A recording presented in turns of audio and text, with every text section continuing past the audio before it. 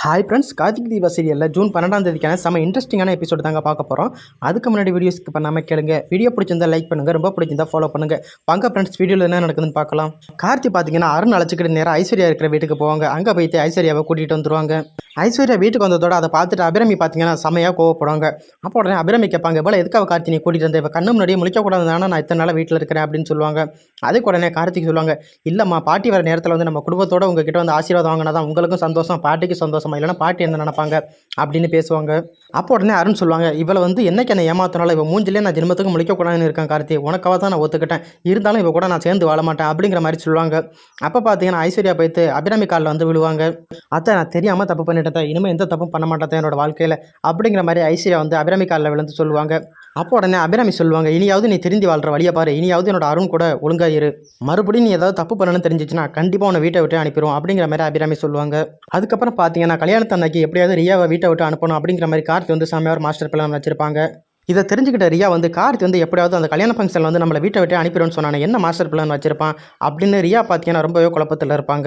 அதுக்கப்புறம் பார்த்தீங்கன்னா ஐஸ்வர்யாவை தான் காட்டுவாங்க. அவங்க போய் அவங்க ரூமில் உட்காந்துருப்பாங்க. அப்போ உடனே ஐஸ்வர்யா ரூமுக்கு ரியா போவாங்க. அக்கா உங்களை என்னைக்கு பார்த்தோன்னு அன்றைக்கி தாக்கா எனக்கு சந்தோஷமாக இருக்குது, இவ்வளோ நாள் அந்த வீட்டில் வந்து நான் ஒரு ஆள் தான் இருந்தேன், எனக்கு பேச்சு துணை கூட ஆளே இல்லை, இப்போ நீங்கள் வந்துட்டீங்களா இருமை தான் எனக்கு சந்தோஷம் அக்கா, உங்களால் எனக்கு ஒரு ஹெல்ப் ஆகணும், பண்ண முடியுமா அப்படின்னு கேட்பாங்க. அதுக்கு உடனே ஐஸ்வர்யா சொல்லுவாங்க, என்ன ஹெல்ப் ரியா அப்படின்னு கேட்பாங்க. அப்போ உடனே ரியா சொல்லுவாங்க, இல்லைக்கா அத்தைக்கு மாமாவுக்கு மேரேஜ் ஃபங்க்ஷன் வருது இல்லைக்கா, அன்னைக்கு வந்து அந்த கார்த்தி வந்து எல்லாரும் முன்னாடி என்னை வீட்டை விட்டு அனுப்பிட்டு அந்த மீனாட்சி வந்து ஆனந்த் கூட சேர்த்து வைக்கிறேன்னு சொல்லியிருக்காங்கக்கா, அதை வந்து உங்களால் மட்டும்தான் தடுக்க முடியுங்க்கா, இந்த ஹெல்ப் மட்டும் எனக்கு பண்ணுவீங்களா அப்படிங்கிற மாதிரி ரியா வந்து ஐஸ்வர்யா கிட்டே கேட்பாங்க. அப்போ உடனே ஐஸ்வர்யா சொல்லுவாங்க, இப்போ தான் நான் ஒவ்வொருத்த காலுகையிலையும் விழுந்து இந்த வீட்டுக்குள்ளே வந்திருக்கிறேன், இதுக்கப்புறம் நான் மறுபடியும் ஏதாச்சும் தப்பு பண்ணேன்னா கண்டிப்பாக கார்த்தி, அருண், அபிராமி அத்தை 3 பேருமே சேர்ந்துக்கிட்டு கண்டிப்பாக இந்த வீட்டை விட்டு நிரந்தரமாக துரத்திடுவாங்க. அதுக்கப்புறம் எந்த ஜென்மத்துக்குள்ளே இந்த வீட்டுக்குள்ளே வந்து என்னால் வர முடியாது, அதனால் உன்னோட ப்ராப்ளத்தை வந்து நீனே பார்த்துக்க, இனிமே வந்து உனக்கு வந்து என்னால் எந்த ஹெல்ப்பும் பண்ண முடியாது அப்படிங்கிற மாதிரி ஐஸ்வர்யா சொல்லுவாங்க. அதை கேட்டுட்டு ரியா பார்த்தீங்கன்னா, என்ன இப்போ வந்தத்தோட எப்படி மாறிட்டாலே, ஏதாச்சும் ஹெல்ப் பண்ணணும்னு பார்த்தா இவளும் இப்படி கையை விரிச்சிட்டாலே, இப்போ என்ன பண்ணுறது, கார்த்தி என்ன மாஸ்டர் பிளான் போட்டிருப்பான், ஒருவேளை கார்த்தி நம்மளை வீட்டை விட்டு துரத்திக்கிட்டா நம்ம என்ன பண்ணுறது அப்படிங்கிற மாதிரி ரியா வந்து ரொம்பவே குழப்பத்தில் இருப்பாங்க. அதுக்கப்புறம் பார்த்தீங்கன்னா கார்த்தி வந்து மேரேஜ் ஃபங்க்ஷன் வரதுனால வீட்டில் உள்ளவங்க எல்லாருக்குமே ட்ரெஸ் எடுத்து வந்திருப்பாங்க. அதை கொண்டு போய்த்து அபிராமி கிட்ட, மீனாட்சி கிட்ட, ஐஸ்வர்யா கிட்ட எல்லாருக்கிட்டையுமே கொடுப்பாங்க. அப்போ பார்த்தீங்கன்னா எல்லாருமே வாங்கிட்டு போவாங்க. அப்போ ரியா மட்டும் அங்கே தனியாக நிற்பாங்க. அப்போ உடனே கார்த்தி வந்து ரியா கிட்ட போய்த்து சொல்லுவாங்க, நீங்கள் வந்து மரியாதையாக எங்கள் அண்ணன் வாழ்க்கையிலேருந்து ஒதுங்கிருங்க, அதான் உங்களுக்கு நல்லது, அப்படி ஒதுங்கலைன்னா என்ன பண்ணுவேன் அப்படின்னு ரியா கேட்பாங்க. அப்போ உடனே கார்த்தி சொல்லுவாங்க, மேரேஜ் ஃபங்க்ஷனுக்கு எல்லாரும் முன்னாடியுமே அசிங்கப்பட்டு நீங்கள் தான் வெளியில் போவீங்க, இந்த அவமானம் உங்களுக்கு தேவையா, அதனால் இப்போயே டீசெண்டாக நீங்கள் ஒதுங்கிருங்க அப்படின்னு சொல்லுவாங்க. அப்போ உடனே ரியா சொல்லுவாங்க, மேரேஜ் ஃபங்க்ஷன் முன்னாடி அத்தை மாமா காலில் விழுந்து ஆசீர்வாதம் வாங்குறேன்னா இல்லையான்னு பாருங்கள் கார்த்தி அப்படின்னு கார்த்திகிட்ட வந்து ரியா வந்து சவால் விடுவாங்க. அப்போ உடனே கார்த்தியுமே சொல்லுவாங்க, கண்டிப்பாக உங்களை வந்து இந்த வீட்டை விட்டு அனுப்பலைன்னா என் பேரையை மாற்றிக்கிறேன் அப்படிங்கிற மாதிரி கார்த்தி சொல்லிட்டு அங்கேருந்து போவாங்க. அதுக்கப்புறம் பார்த்தீங்கன்னா கார்த்தி வந்து ரியாவோட முன்னாள் ஹஸ்பண்டை பார்க்கறதுக்காக அங்கே போயிருப்பாங்க. அப்போ உடனே கார்த்தி வந்து ரியாவோட ஹஸ்பண்டை பார்த்து, உங்களால் வந்து எனக்கு ஒரு உதவி ஒன்று ஆகணும், என்னோட அம்மா அப்பாவுக்கு வந்து மேரேஜ் ஃபங்க்ஷன் வச்சிருக்கிறேன், மேரேஜ் நடக்கிற அன்றைக்கி வந்து நான் சொல்கிற மாதிரி பண்ணி அந்த ரியா வந்து நீங்கள் தான் அழைச்சிட்டு போகணும் அப்படின்னு சொல்லுவாங்க.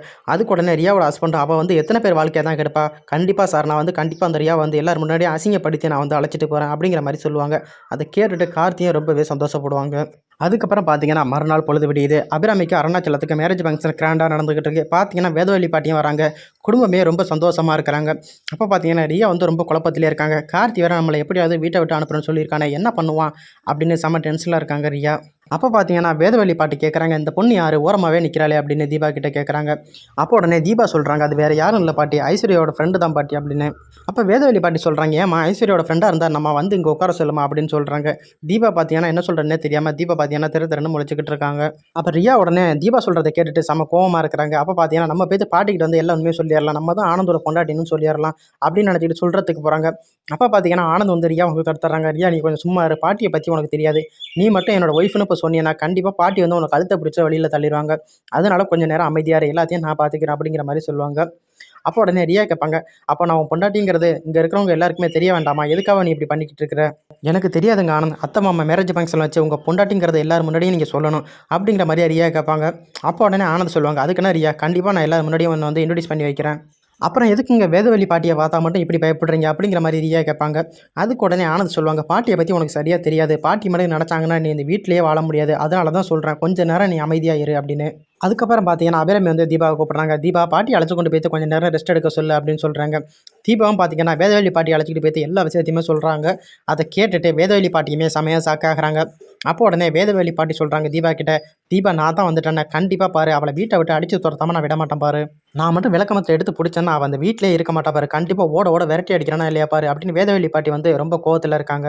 அப்போ உடனே வேதவள்ளி பாட்டி கேட்குறாங்க, எவ்வளோ பிரச்சனை நடந்துச்சுல தீபா, நீங்கள் என்கிட்ட முன்னாடியே சொல்ல வேண்டியதானே, பாரு எவ்வளோ பிரச்சனை நடந்திருக்குன்னு.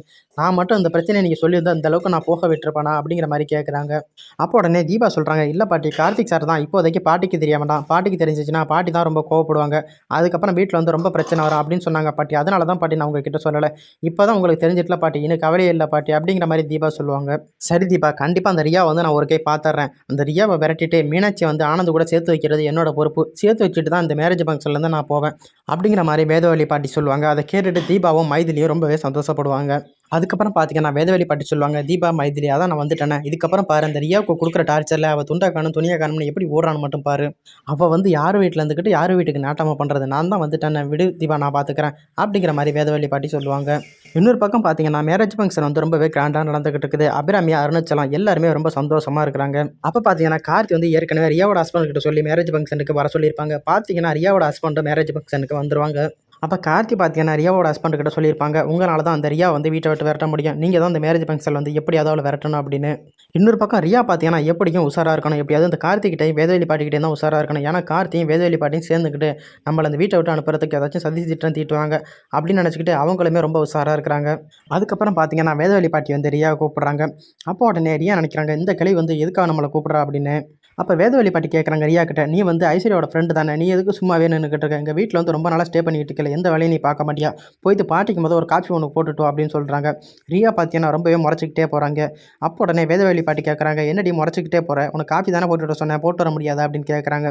அதுக்கு உடனே ரியா சொல்கிறாங்க, அதான் போட போகிறான்ல, அப்புறம் எதுக்கு அப்படி பேசுகிறீங்க அப்படின்னு. அதுக்கப்புறம் பார்த்தீங்கன்னா ரியாவும் காஃபி போட்டுட்டு வந்து வேதவள்ளி பாட்டி கையில் வந்து கொடுக்குறாங்க.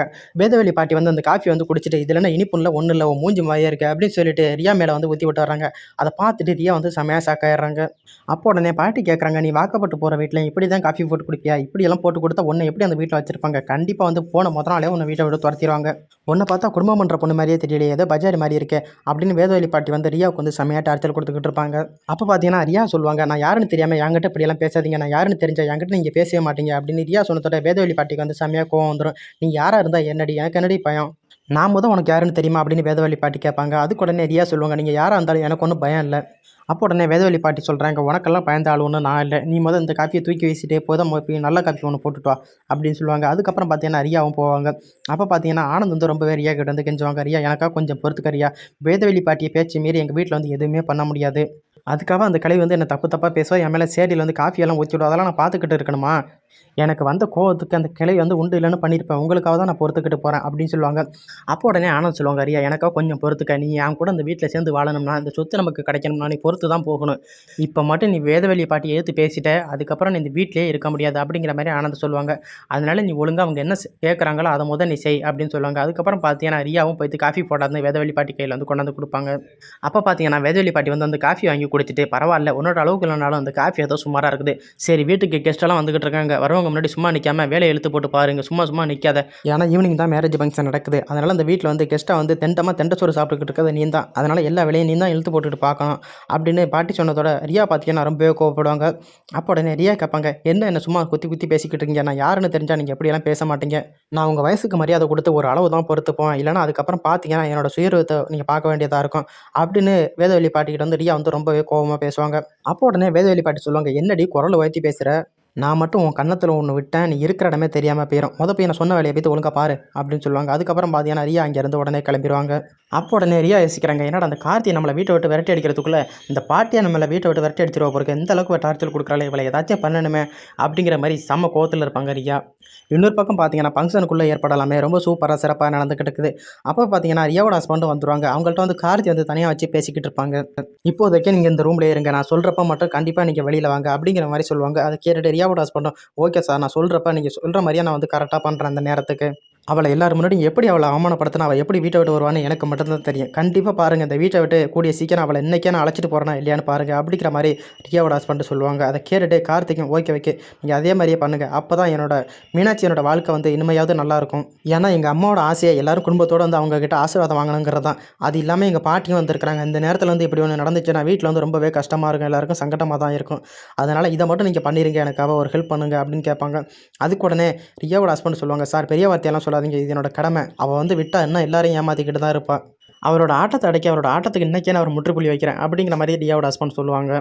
அதுக்கப்புறம் பார்த்தீங்கன்னா பாட்டி வந்து தீபா அழைச்சிக்கிட்டு போய்ட்டு கார்த்திக் அழைச்சிக்கிட்டு வா, எல்லாரும் வந்து அம்மா காலில் விழுந்து ஆசீர்வாதம் வாங்க அப்படின்னு சொல்லுவாங்க. அதுக்கப்புறம் பார்த்தீங்கன்னா தீபாவும் கார்த்தியும் விழுந்து அபிராமி காலில் ஆசீர்வாதம் வாங்குவாங்க. அப்புறம் உடனே அபிராமி கால்லையும் அருணாச்சலத்து கால்லையும் விழுந்து அருணும் ஐஸ்வர்யாவும் ஆசீர்வாதம் வாங்குவாங்க. அப்போ பார்த்தீங்கன்னா இது எல்லாத்தையுமே ரியா வந்து பார்த்துக்கிட்டு இருப்பாங்க. அப்போ உடனே ரியா சொல்லுவாங்க, ஆனந்த் அடுத்தது நம்ம தான் போய்த்து அத்தை காலில் விழுந்து ஆசீர்வாதம் வாங்கணும், ரியா இருந்துக்கிடுங்க, அவங்க கூப்பிட்றதுக்கு முன்னாடியே நம்ம போகணும் அப்படிங்கிற மாதிரி சொல்லுவாங்க. அதுக்கு உடனே ஆனந்த் சொல்லுவாங்க, ரியா கொஞ்சம் பொறுமையாக இரு, நான் சொல்கிற நேரத்தில் மட்டும் நீ வந்தால் போதும் அப்படிங்கிற மாதிரி ஆனந்தும் சொல்லுவாங்க. அதுக்கப்புறம் பார்த்தீங்கன்னா பாட்டி வந்து ஆனந்த் கூப்பிட்றாங்க, வாப்பா ஆனந்த் வந்து ஆசீர்வாதம் வாங்க அப்படின்னு சொல்கிறாங்க. ஒரு பக்கம் பார்த்தீங்கன்னா மீனாட்சியும் இன்னொரு பக்கம் பார்த்தீங்கன்னா ரியாவும் வந்து நிற்கிறாங்க. அப்போ உடனே பாட்டி சொல்கிறாங்க, என்னடா பார்த்துக்கிட்டே நிற்கிற, உன் பொண்டாட்டி மீனாட்சியை கூப்பிட்டு அந்த அம்மா அப்பா காலில் விழுந்து ஆசீர்வாதம் வாங்கடா அப்படின்னு சொல்கிறாங்க. அப்போ பார்த்தீங்கன்னா ரியா ரொம்பவே செமையாக கோவப்பட்டுக்கிட்டு, நான் தான் இந்த வீட்டோட மூத்த மருமக, நான் தான் அத்தை மாமா காலில் விழுந்து ஆசீர்வாதம் வாங்கணும் அப்படின்னு சொல்கிறாங்க. அதை கேட்டுட்டு வேதவழி பாட்டி வந்து செமையாக கோவப்படுறாங்க. அப்போ பார்த்தீங்கன்னா ரியா கன்னத்திலே பலார் பலார்னு பாட்டி வந்து அறையிறாங்க. எங்கே வந்து என்ன பேசிக்கிட்டு இருக்க, எங்கே இருந்தோ அந்த ஓடுகாலினே எங்கள் வீட்டுக்கு வந்து உரிமை கொண்டாடுறியா அப்படிங்கிற மாதிரி பேசுகிறாங்க. ரியா பார்த்தீங்கன்னா ரொம்பவே திருன்னு முழிக்கிறாங்க. என்னடா டக்குன்னு அரைஞ்சிட்டாங்களே அப்படின்னு நினச்சிக்கிட்டு. அப்போ உடனே வேதவழி பாட்டி இந்த பக்கத்தில் இந்த கத்தி எடுத்து ரியாவோட கழுத்தில் வைக்கிறாங்க. உண்மையை சொல்லிடு, நீ என்ன சட்டப்படி இந்த வீட்டில் வந்து கல்யாணம் பண்ணிக்கிட்டு வந்தியா, நீ எங்கே இருந்தோ அந்த ஓடுகாலி தானே, எல்லாரும் முன்னாடியும் உண்மையை சொல்கிறியா இல்லை நான் உண்மையை சொல்லட்டா, உன்னை பற்றி எனக்கு எல்லா உண்மையுமே தெரியும் அப்படிங்கிற மாதிரி ரியாவோட கழுத்தில் வச்சு மிரட்டுறாங்க. நானும் ஆனந்தம் ஒருத்தருக்கு ஒருத்தர் உயிருக்கு உயிராக காதலிச்சான், நான் ஆனந்தம் வந்து உண்மையாகவே கல்யாணம் பண்ணேன், லவ் பண்ணி தான் கல்யாணம் பண்ணேன், இப்போ என்ன விட போறீங்களா இல்லையா அப்படிங்கிற மாதிரி ரியா வந்து கேட்குறாங்க. அப்போ உடனே பாட்டி சொல்கிறாங்க, உடனே வந்து லவ் பண்ணி கல்யாணம் பண்ணான் அந்த நிற்கிறாள் இவ யாரடி அப்படிங்கிற மாதிரி கேட்குறாங்க. அதுக்கு உடனே ரியா சொல்கிறாங்க, அது எனக்கு யாருன்னு தெரியல, நான் தான் உண்மையாகவே ஆனந்தோட பொண்டாட்டி. அப்போ உடனே பாட்டி கேட்குறாங்க, நீ தான் ஆனந்தோட பொண்டாட்டினா இந்த பக்கத்தில் நிற்கிறது யாருன்னு கேட்குறாங்க. அப்போ பார்த்தீங்கன்னா ரியாவோட ஹஸ்பண்ட் வந்து ரியா முன்னாடி வந்து நிற்கிறாங்க. ரியா அதை பார்த்துட்டு செமையாக சாக்காகிறாங்க. ஆனந்துமே ரொம்ப அதிர்ச்சியில் இருக்கிறாங்க, எப்படி அவங்க வந்தாங்க அப்படின்னு. அப்போ பார்த்தீங்கன்னா ரியாவோட ஹஸ்பண்ட் வந்து சொல்கிறாங்க, என்ன கல்யாணம் பண்ணி என்னை விட்டுட்டு வந்துட்டு இப்போ பணத்துக்காக ஆசைப்பட்டும் வசதிக்காக ஆசைப்பட்டும் இங்கே வந்து நிற்கிறியா அப்படின்னு சொல்லிட்டு ரியாவோட ஹஸ்பண்ட் வந்து கன்னத்திலே ஓங்கி பலார் பலார்னு அறையிறாங்க. அப்போ உடனே ஆனந்த் வந்து ரொம்பவே கோவப்பட்டுக்கிட்டு, யாரா நீ என்னோட பொண்டாட்டை அடிக்கிறதுக்கு அப்படின்னு சொல்லிட்டு ரியாவோட ஹஸ்பண்ட் கையை விழுந்து பிடிக்கிறாங்க. அப்போ உடனே ரியாவோட ஹஸ்பண்ட் சொல்கிறாங்க, நான் தான் அவளோட உண்மையான புருஷன், நீ யாரா நீ அப்படின்னு கேட்குறாங்க. சட்டப்படி வந்து அவள் என்ன தான் கல்யாணம் பண்ணா, இந்த இருக்கு ஒரு ஃபோட்டோ, இந்த இருக்கு ஒரு ப்ரூஃப் அப்படின்ட்டு எல்லா ப்ரூஃபையுமே காமிக்கிறாங்க. அதை பார்த்துட்டு ஆனந்த் வந்து செமையாக ஷாக் ஆகுறாங்க. அப்போ உடனே ஆனந்த் கேட்குறாங்க, என்ன ரியா இது இவ்வளோ நாளாக நீ ஏமாற்றிக்கிட்டு தான் இருந்தியா அப்படின்னு கேட்குறாங்க. அப்போ உடனே ரியா சொல்கிறாங்க, சத்தியமாக இல்லானது உங்களை வந்து நான் என்றைக்குமே ஏமாற்ற மாட்டேன் அப்படின்னு சொல்லி நாடகம் ஆடுறாங்க. அப்போ பார்த்தீங்கன்னா ரியாவோட ஹஸ்பண்ட் வந்து எல்லா ஆதாரத்தையுமே ஆனந்த்கிட்ட வந்து காட்டிடுறாங்க. அதை பார்த்ததோட ஆனந்த் வந்து செமையாக கோவத்தில் ரியாவோட கழுத்தில் வந்து தாலியை வந்து பிடிச்சி அறுத்துறாங்க. இனிமேல் நீ வந்து இந்த வீட்டிலே இருக்கக்கூடாது, என்னோட வாழ்க்கையிலே இருக்கக்கூடாது, என்னைக்கு நீ என்னை ஏமாத்துறன்னு தெரிஞ்சிச்சோ அதுக்கப்புறம் உன் கூட சேர்ந்து வாழ்றதுல எந்த பிரயோஜனமும் இல்லை அப்படின்னு சொல்லி ரியாவோட கழுத்தை பிடிச்சி ஆனந்த் பார்த்தீங்கன்னா தள்ளுறாங்க. அப்போ உடனே அபிராமி சொல்கிறாங்க, வேதவழி பாட்டிக்கிட்ட, நீங்கள் வந்து தாம அந்த வீட்டில் வந்து ஒரு நல்ல கிழமை பிறந்திருக்குது, இவ வந்து இத்தனை நாள் அந்த வீட்டில் வந்து நாடகம் ஆடிக்கிட்டு எல்லாருமே ஏமாற்றிக்கிட்டு இருந்திருக்கா, இன்னைக்கு நீங்கள் வந்ததுனால தான் அந்த உண்மை வந்து வெளியில் வந்துச்சு அப்படின்னு அபிராமி சொன்னதோட ஆனந்த் பார்த்தீங்கன்னா அபிராமி காலில் வந்து விழுவுறாங்க. அம்மா என்ன மன்னிச்சிருங்கம்மா, இத்தனை நாள் வந்து நான் உங்களை புரிஞ்சுக்கிடாமல் இருந்துட்டேன், நீங்கள் எவ்வளோ டைமோ சொல்லியிருக்கீங்க இந்த ரியா வந்து தப்பானவ, இவளை நம்பாதியானே, இன்னைக்கு தான் இவளை பற்றி எல்லாம் உண்மையுமே தெரிஞ்சிச்சு, நான் வந்து உண்மையிலேயே அந்த மீனாட்சிக்கு வந்து ரொம்பவே துரோகம் பண்ணிட்டேன், இதுக்கப்புறம் நான் எந்த ஜென்மத்திலேயே மீனாட்சிக்கு வந்து துரோகம் பண்ண மாட்டேன், கண்டிப்பாக நான் பழையபடி மீனாட்சியோட சேர்ந்து வாழ்கிறேன் அப்படிங்கிற மாதிரி ஆனந்த் வந்து சொல்லுவாங்க. அப்போ பார்த்தீங்கன்னா ரியாவோட ஹஸ்பண்ட் சொல்லுவாங்க, இவளை பற்றி உங்களுக்கு தெரியாது சார், இவள் வந்து ஏற்கனவே 2 பிள்ளைய வந்து அபாசன் பண்ணிட்டு தான் இங்கே வந்திருக்கா, இவள் வந்து சொத்துக்கு அவன் காசுக்கு அவன் தான் அவங்க கூட நாடகம் ஆடிக்கிட்டு இவ்வளோ நாளாக இருந்திருக்கா, அது மட்டும் கிடைக்கலன்னு தெரிஞ்சிருந்தா என்றைக்கோ உங்களை கொண்டு இருப்பா, அந்த சொத்து கிடைக்கிறதுனால தான் உங்களே உயிரோட விட்டு வச்சிருக்கா, இவளையெல்லாம் இப்படியே போன்னு சொல்லி அனுப்பக்கூடாது சார், இப்படி மட்டும் நீங்கள் அனுப்புனீங்கன்னா இன்னைக்கு உங்களை ஏமாத்தினா என்ன ஏமாத்தினா நாளைக்கு போய்த்து வேறு ஒருத்தனை ஏமாற்றிக்கிட்டு தான் இருப்பா, அதனால் வந்து இவளை வந்து நிரந்தரமாக ஜெயிலுக்கு அனுப்பிடுறேன் சார், அதான் எல்லாருக்குமே நல்லது அப்படிங்கிற மாதிரி ரியாவோட ஹஸ்பண்ட் சொல்லுவாங்க.